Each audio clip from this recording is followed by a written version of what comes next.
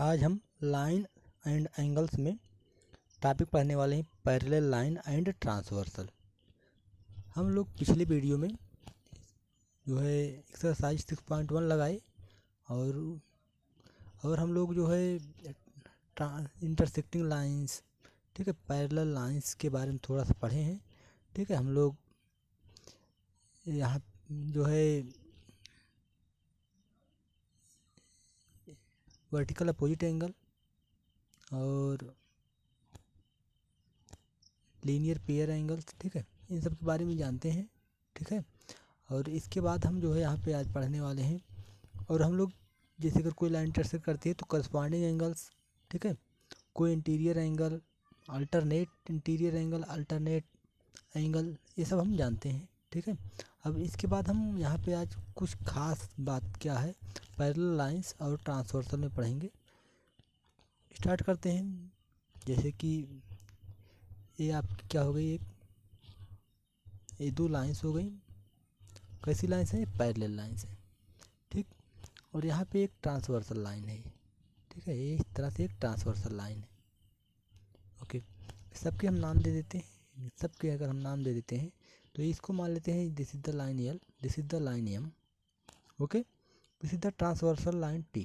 ठीक, अब यहाँ पे देखिए आप, एक पैरेलल लाइन है। ठीक है, ये लाइन्स पैरेलल है तो ये जो करस्पॉन्डिंग एंगल्स हैं, ठीक है, ये क्या होंगे? इक्वल होंगे। याद रखिए, ये जब लाइन पैरेलल है तो करस्पॉन्डिंग एंगल क्या होंगे? इक्वल होंगे। हम मान लेते हैं इसको एंगल ए, इसको एंगल बी। ठीक, तो यहाँ पे करस्पॉन्डिंग एंगल क्या होते हैं? इक्वल होते हैं इन फिगर। ठीक है, इसको हम फिगर, ठीक है, फिगर ही मान लेते हैं। ठीक है, दिस इज द फिगर। तो in figure L parallel to M and T is transversal line. Okay,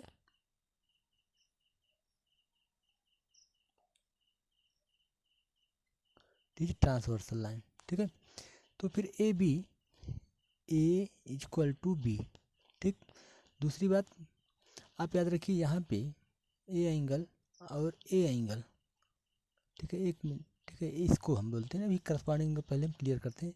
ये दोनों एंगल, ठीक है, जैसे ए एंगल आपका वो हो सकता है ए डैश, ओके, और इसको हम मान लेते हैं बी डैश।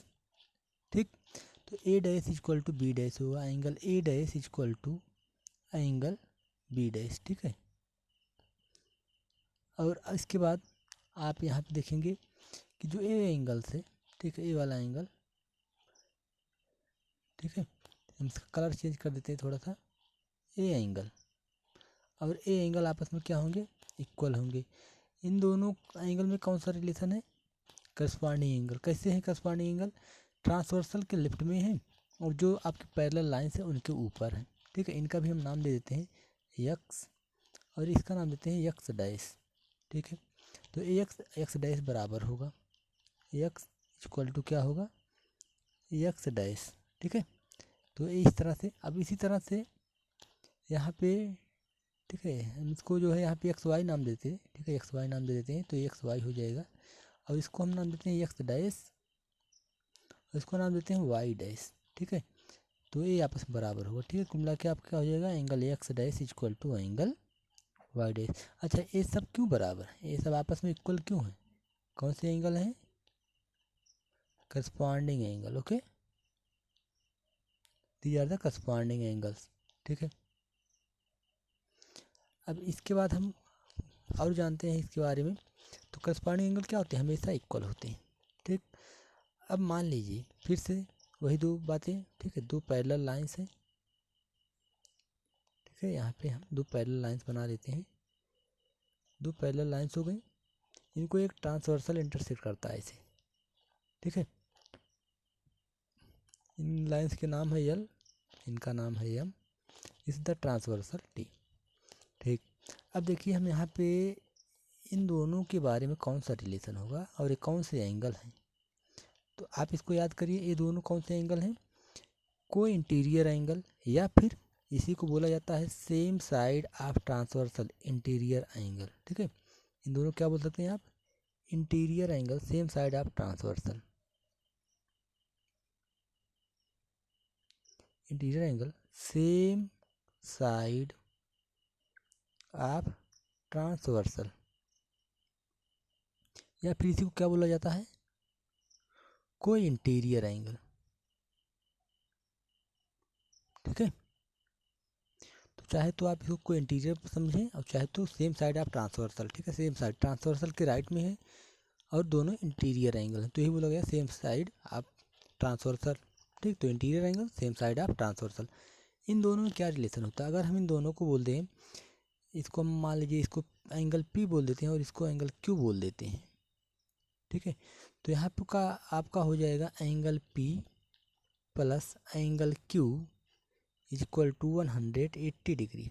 ठीक है, तो इस तरह से आपका कौन सा एंगल है ये, कोई interior angle.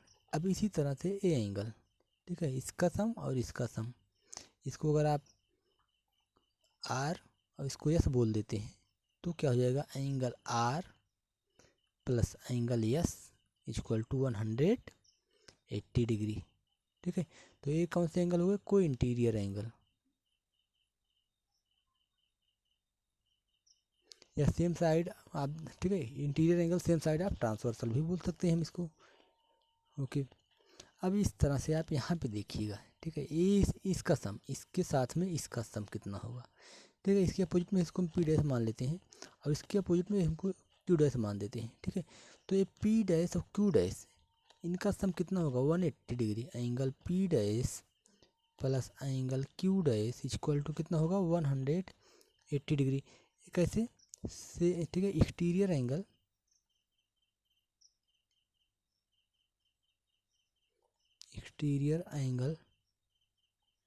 Same side of transversal. Transversal के सेम साइड में हो और एक्सटीरियर हो या फिर इंटीरियर हो, उन दोनों का सम हमेशा कितना, 180 डिग्री। वैसे ही यहाँ पे आर डैश और यहाँ पे यस डैश अगर हम इसको बोल दें तो इनका भी सम क्या होगा, angle R dash plus angle S dash equal to 180 degree. ठीक है, तो इन दोनों में भी वही रीजन है। तो हम यहाँ पे इतना पढ़े। ठीक है, और इन सब के जो प्रूफ भी हैं, ठीक है, इनको हम प्रूफ भी कर सकते हैं। किस तरह से प्रूफ कर सकते हैं आइए देख लेते हैं। याद रखिए, अब हम पहले इसमें जान लेते हैं थोड़ा सा, इंटीरियर एंगल के बाद अल्टरनेट किसे कहेंगे, अल्टरनेट इंटीरियर एंगल या फिर अल्टरनेट एक्सटीरियर एंगल किसे कहेंगे। ठीक है, उसके बाद हम देखते हैं। देखिए, इस तरह से आपके पास दो पैरेलल लाइंस हो गई और एक ट्रांसवर्सल हो गया।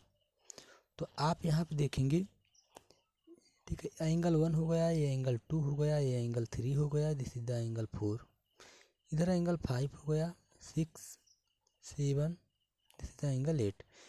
तो ध्यान दीजिए, अल्टरनेट किसे कहेंगे। देखिए, अब पहले तो इंटीरियर एंगल 3 4 5 6 ये क्या है, आपकी इंटीरियर एंगल है।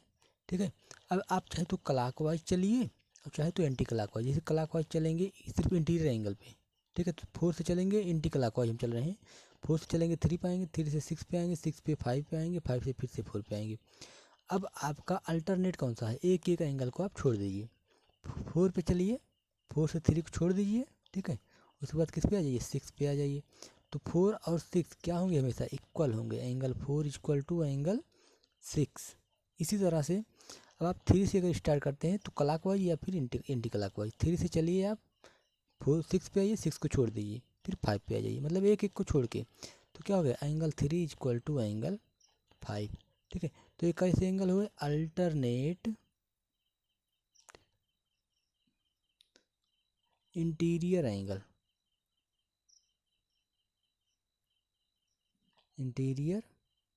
ओके।